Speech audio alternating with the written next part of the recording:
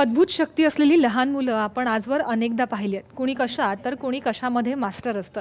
असाच एक अवली आहे नाशिकमध्ये. चारुदत्त थोरात असं त्याचं नाव. त्यानं अनेक ओव्या आणि गोव्या रचल्यात. पाहूयात या संदर्भातला एक खास रिपोर्ट.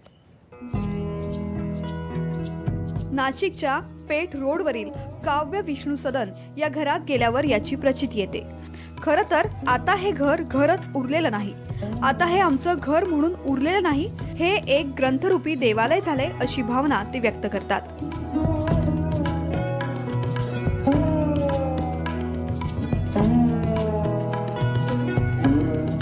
घरात प्रवेश करताच घरातल्या प्रत्येक भिंतीवर, फरशीवर, दरवाजावर, टीव्हीवर प्रत्येक ठिकाणी वेगवेगळ्या प्रकारच्या ओव्या, अभंग आणि ग्रंथ लिहिलाय.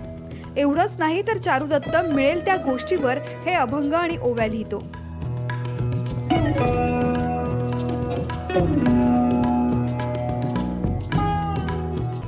विशेष म्हणजे चारुदत्तने लिहिलेल्या या सगळ्या रचना त्याला स्वतःला सुचलेल्या आहेत. त्याने आतापर्यंत कुठलाही ग्रंथ किंवा पुस्तकाचा आधार यासाठी घेतलेला नाही, ज्यामध्ये नामा म्हणे, तुका म्हणे असा उल्लेख आहे. काही रचनांमध्ये त्याने स्वतःच्या नावाचाही उल्लेख केलाय.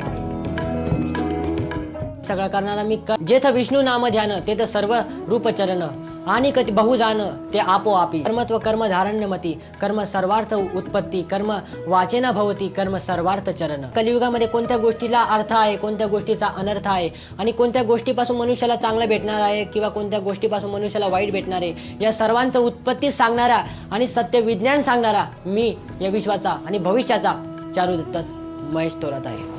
चारुदत्तने रेखाटलेले चक्र, लिहिलेल्या ओव्या आणि अभंगाचा अर्थ सहज समजणारा आहे. त्याच्या म्हणण्यानुसार या रचना करण्यासाठीच माझा जन्म झालाय.